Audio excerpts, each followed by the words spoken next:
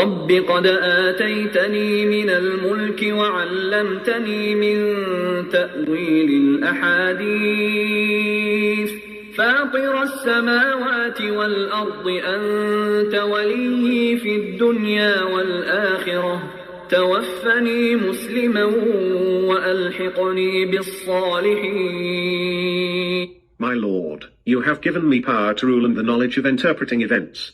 O Creator of the heavens and the earth, you are my guardian in this world and the hereafter. Make me die a Muslim and make me join the righteous. ذلك من أنباء الغيب نوحيه إليك وما كنت لديهم إذ أجمعوا أمرهم وهم يمكرون. That is a part of the reports of the unseen we revealed to you, O Prophet. You were not with them when they determined their object, and when they were planning devices. وَمَا أَكْثَرُ النَّاسِ وَلَوْ حَرَصْتَ بِمُؤْمِنِينَ. Most of the people are not going to believe despite your strong desire for it. وَمَا تَسْأَلُهُمْ عَلَيْهِ مِنْ أَجْرٍ إِنْ هُوَ إِلَّا ذِكْرٌ لِلْعَالَمِينَ. And you do not demand from them any reward against it. It is nothing but a reminder for all the people of the worlds. So now we see that Allah subhanahu wa ta'ala is changing the conversation into direct to Prophet Muhammad, even the whole story was told to the Prophet Muhammad, but now he's saying that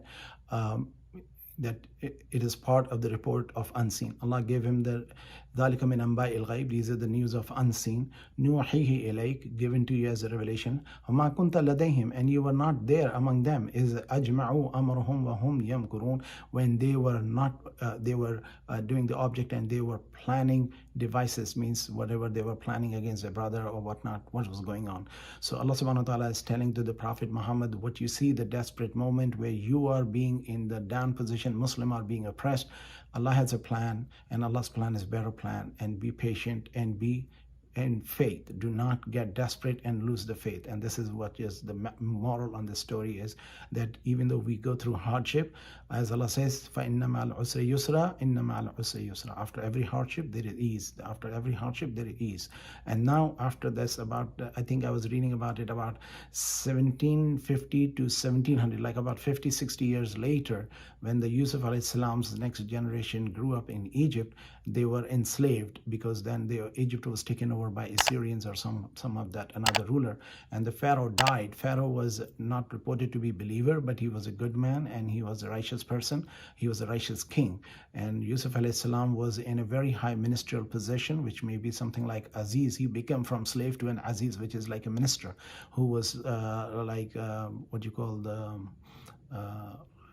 acting king, basically, to speak. But he was not the king that we know of, because there had no report of Egyptian being ruled by a Jewish king anytime. So it was a pharaoh, but that country was invaded after that.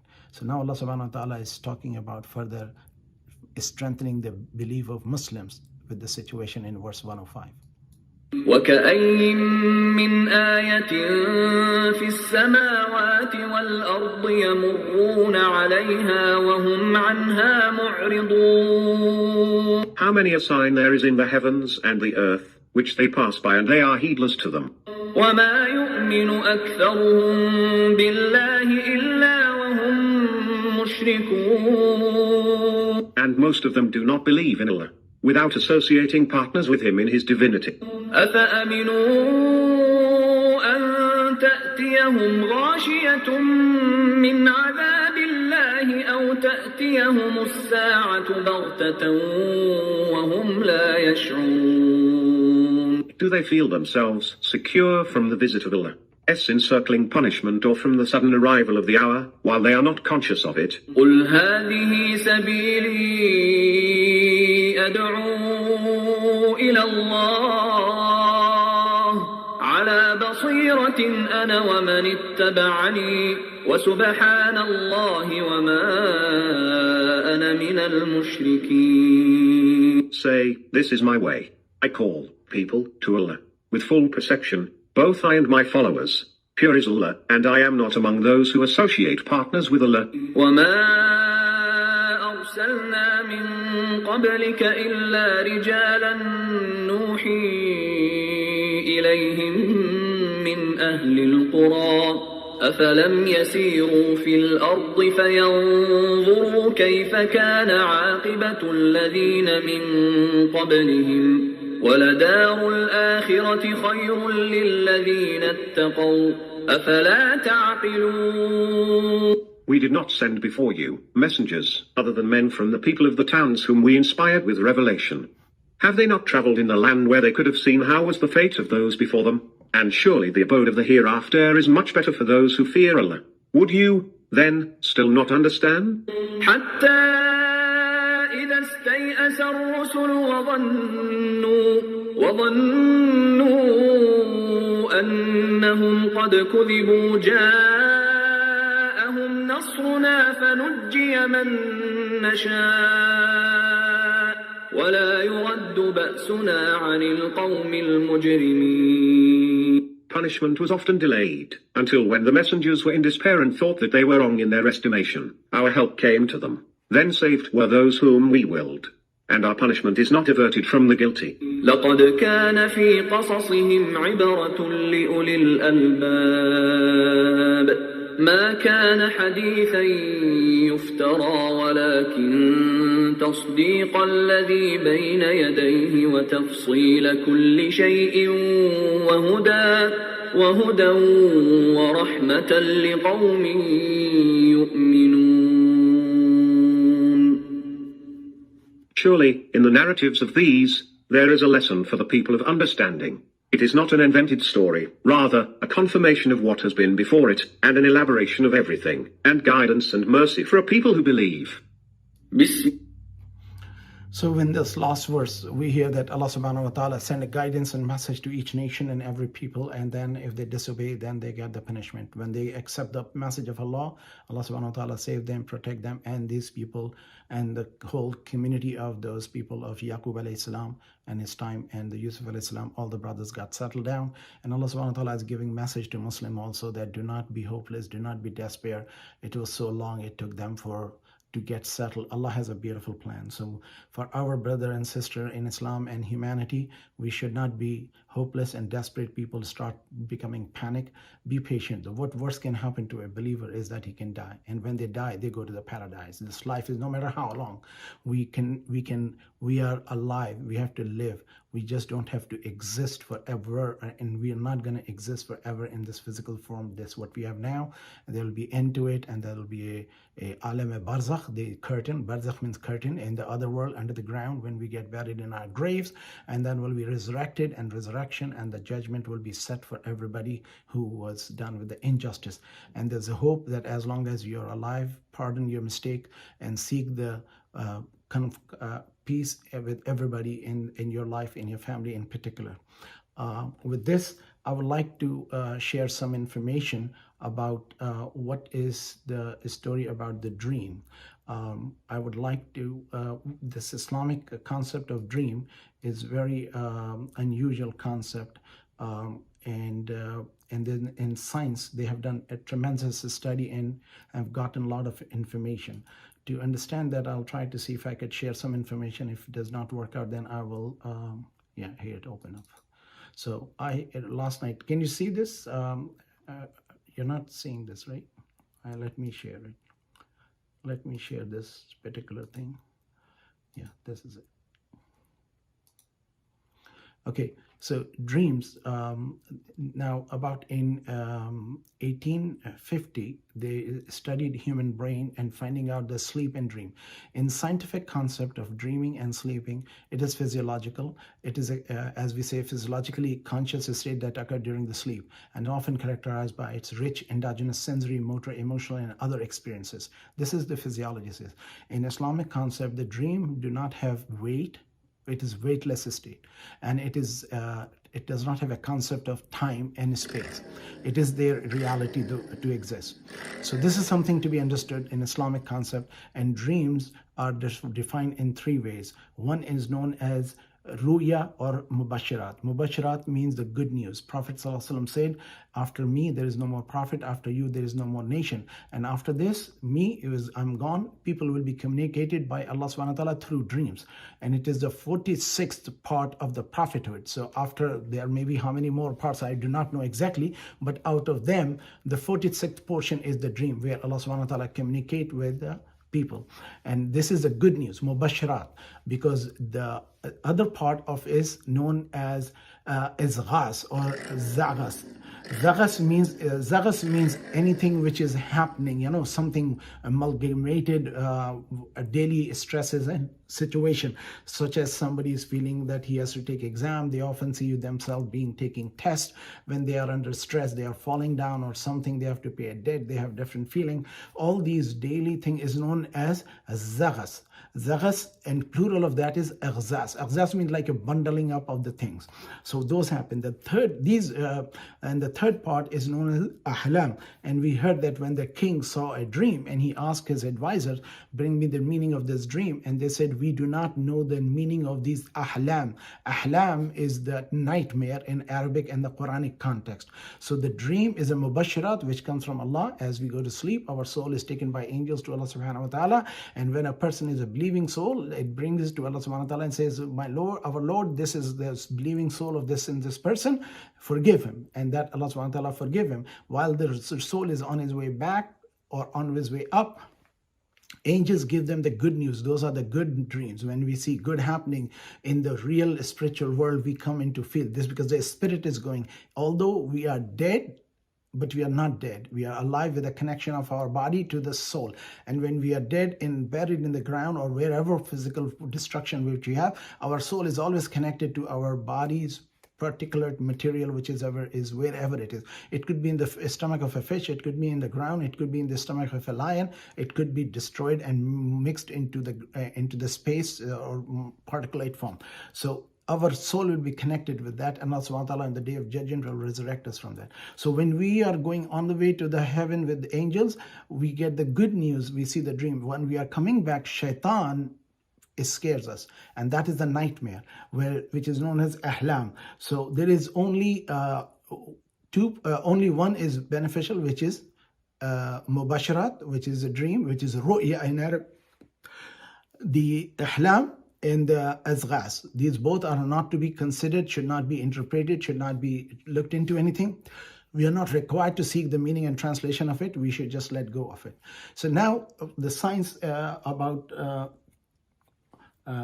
to find, the Freud is the main guy who really worked on it, and he said that dream have no meaning. It has some activation of the brain and synthesis of a process, and hypothesis is story making by the brain, and that's all what it is. And the sleep in 1950 was studied and found that it has something called rapid eye movement is sleep, and then there's called non-rapid eye movement sleep. So when we go to sleep, and according to whatever we know from the science, that when we go into the N1, N2, and N3, the early stages of sleep, and after that we go into the rapid eye movement sleep, which lasts from anywhere from 90 to 120 minutes during the night.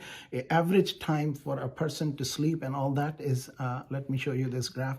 So then what did the Hippocrates says? That suggested that dream provide early evidence of disease. He thought that in 460 to 377 before Christ. Sigmund Freud viewed dream as a symbol of condensation of the conflicting impulses and rejected from waking conscious and avoid emotional distress. Again, a lot of scientists still believe in it, but most of the theories of Freud, who was a psychiatrist, is rejected.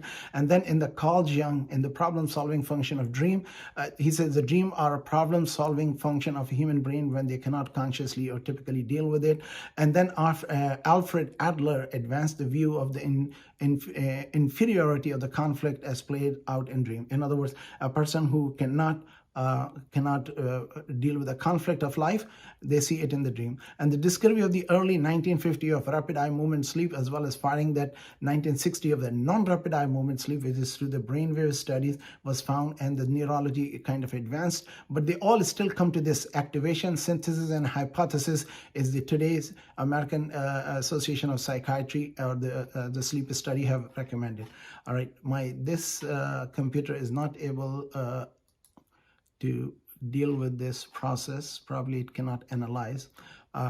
So if you may all know that when we do the sleep study on somebody, we connect their EEG, the brainwave testing, to them, and there are certain eye movement which happen.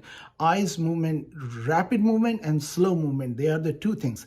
Rapid movement happen when the human brain is in a deep sleep, and as it has been studied about the young children in Scandinavian country, they found that when the human babies are born, they sleep about somewhere about 12 to 16 hours. They're supposed to rest, and they go back and forth and sleep. As we grow teenager and adulthood, throughout the adult age, we sleep about average 8 hours from age about 7 years to age of 13. So we sleep about 6 to 8 hours, and then after that we get less sleep, and we get average out 8 hours sleep as in our adult life. So children sleep about 12 to 16 hours, then toddlers sleep about 11 to 14 hours, 3 to 5 years age children sleep about 10 to 13 hours, and 6 to 12 years people sleep about 9 to 12 hours, and 13 to 18 years age, they sleep about 8 to 10 hours. And often we find the kids are sleeping, they don't get up because they're lazy, because it's a physiological thing.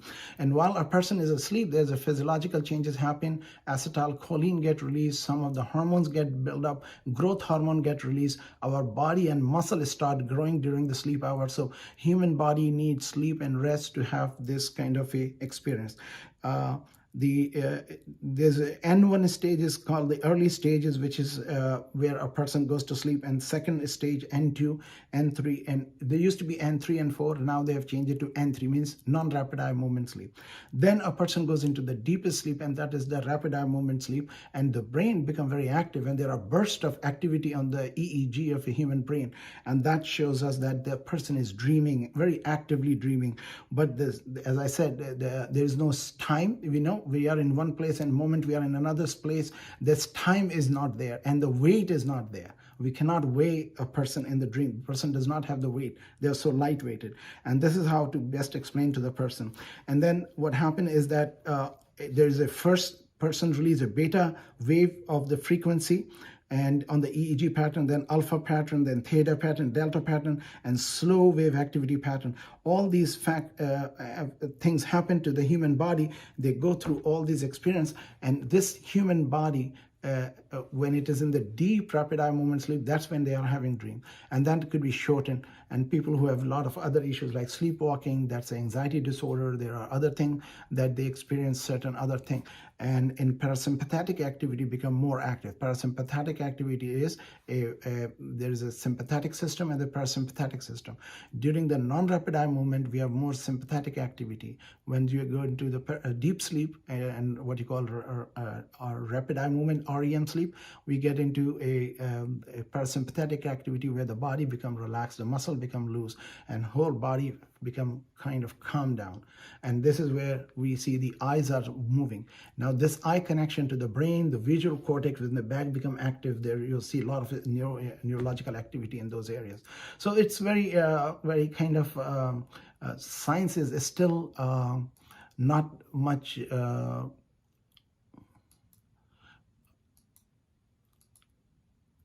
science is still not much clear about where we are with the dream. Most of the scientists do not acknowledge it, but in religious way, we know all the religions have a dream and dream interpretation.